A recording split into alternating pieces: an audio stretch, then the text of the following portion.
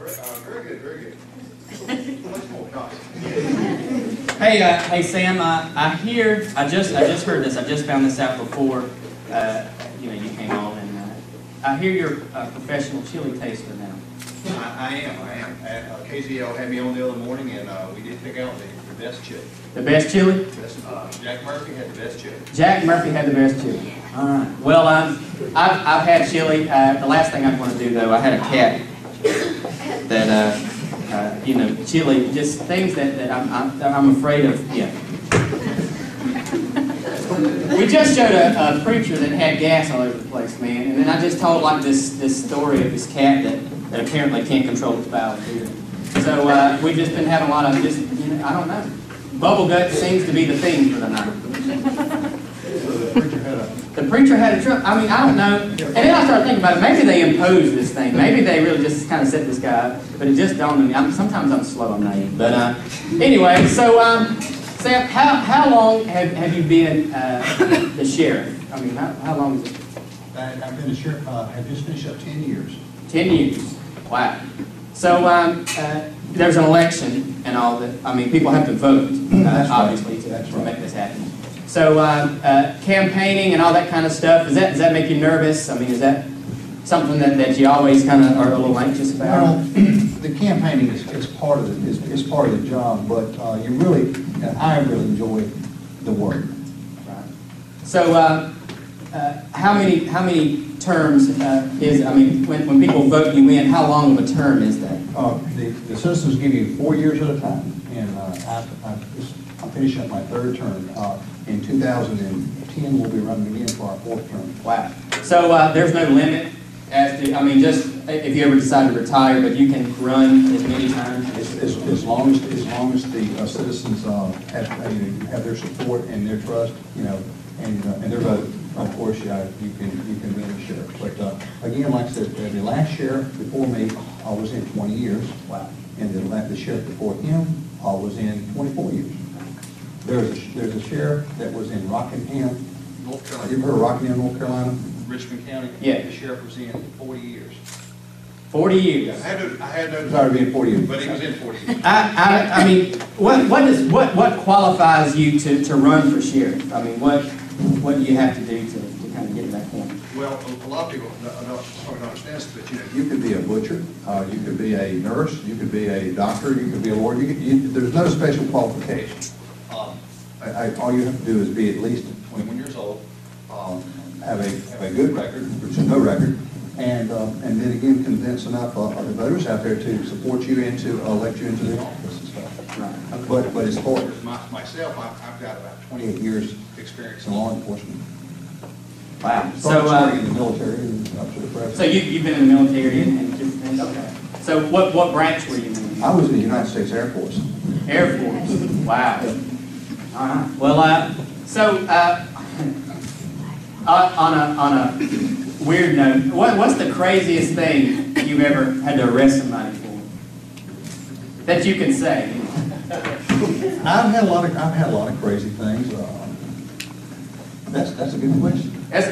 You probably deal with so much stuff. Now, were you ever in law enforcement prior to being a sheriff? I was. Okay, so I mean, you've obviously dealt with people who been drinking and different things like that. But I mean, well, about 2 or 3 years ago, we had a gentleman that was driving on highway driving. How many people have driver's licenses out here? Okay. Well, you're not supposed to. You're not supposed to drink and drive because it's not safe, and you're not supposed to do it. Well, anyway, I got to know how a guy was drinking and driving about 12 o'clock midnight, and I was coming back from Reeville to Tahiti, and tried to pull the guy over, and he wouldn't pull over right away. And I got another officer, and we finally edged him over and pulled him over. And I got out of my vehicle, had my lights on and stuff, got up, went up to the guy and said, with the sheriff's office, I need you to step out of your vehicle. And here's one problem with people who are intoxicated. Sometimes they don't put their vehicles in park. And he rolled back into my patrol vehicle. So that's not the most unusual thing, but that is one thing that happened. So while I was standing there, he was crashed into my car. right. Sorry, officer. So he was arrested for driving while impaired. Yeah. Well, obviously, yeah. So, we obviously, I mean, this is a church group, you know, a youth group, and we have a lot of people who are at this point, at this stage in their life, they're having to make some pretty important decisions. You know, about, you know, what it is they're going into, like a career or a trade or different things like that. Probably the biggest decision right now with, you know, which college am I going into and all that kind of stuff. With, you know, if you could look back and think, you know, to how you got to be where you are now. You're a Christian, and obviously, you know, your beliefs tend to sway you in directions, or at least, you know, you have convictions about how you should do this and how you should make decisions, and especially, you know, enforcing the law and keeping the law and all that. You know, it pays to know right from wrong. Absolutely. And but when it comes to making those kind of decisions, what led you to do what you do now? Well, it goes back to when I was a kid. Have any of you guys ever watched a show on TV called Andy Griffin? Have any of you guys ever watched a show on TV, Dragnet? Adam Twelve? Well, when I was a kid, a lot of these shows were on, but now one of the ones I can remember the most is Andy Griffin. And with Andy Griffin and Don Knotts, because, you know, Barney had how many bullets?